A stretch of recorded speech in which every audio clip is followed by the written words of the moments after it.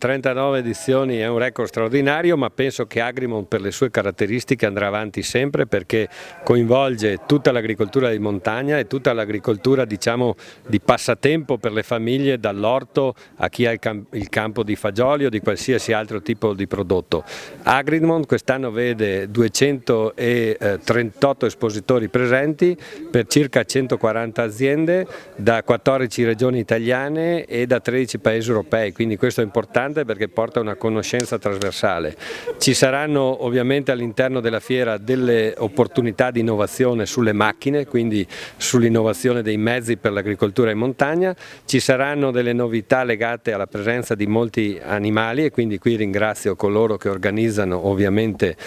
questo settore, e ci sarà poi la parte dedicata, diciamo, all'orto o ai fiori, che per quanto riguarda appunto i giardini delle case o gli orti familiari sono sempre importanti. Mi pare che anche nella nostra provincia, ma in generale nei nostri territori nel Veneto, l'agricoltura sta crescendo anche con difficoltà, ma diventa sempre un elemento importante per le famiglie, per arrotondare il proprio reddito, per avere la propria verdura fresca e quant'altro. Quindi chi verrà troverà una edizione importante legata anche a dei convegni interessanti che completeranno quello che è il panorama di Agrimont. Per i piccini, gli animali in particolare, perché è un'attrazione, ma non solo, perché i trattori, i mezzi eccetera affascinano sempre i bambini, e quindi questo è importante. Ricordo le date